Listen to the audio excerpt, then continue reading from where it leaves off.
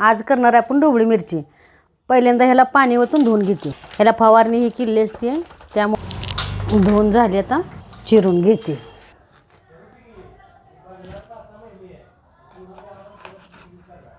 ह्यात सगळं बी काढून घेते।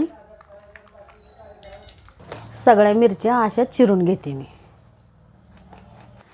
सगळ्या मिरच्या मी चिरून घेतल्यात। आता हे खोबरं बारीक करून घेतलंय, शेंगाचा कूट बारीक करून घेतलाय, थोडी कोथिंबीर आहे, ही तांबडी घरची चटणी आहे, ही गरम मसाला, ही धनिया पावडर आहे, ही थोडी हळद आहे, ही लसूण मी एक 8-9 कुड्या चिचून घेतल्या त्या, आणि ही थोडंसं मीठ आहे।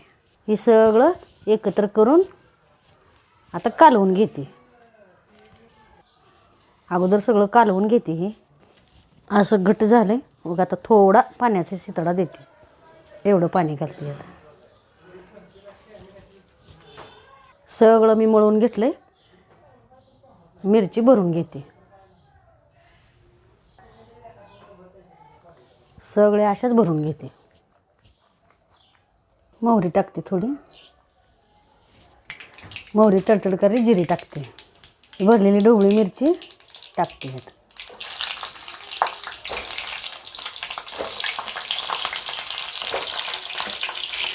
चांगलं ह्याला टक्क पडोसतर असं चांगलं तळून घेते ह्या तेलात।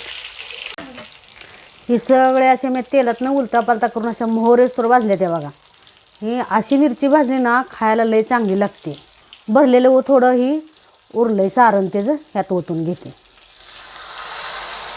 2च मिनटं ताट झाकते ह्याला, झाकून ठेवून 2 मिनटं झालं, काढून बघूया।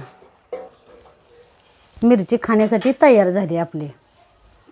सहसा जसं कुणाला आवडेल तसं, कुणी चपातीसोबत खावा किंवा कुणी भाकरीसोबत खावा, मी तर आता भाकरीसोबतच खाणार आहे। चॅनलवर नवीन असाल तर सबस्क्राईब करा, लाईक करा, कमेंटमधनं सांगा कशी वाटली ही तुम्हाला मिरची।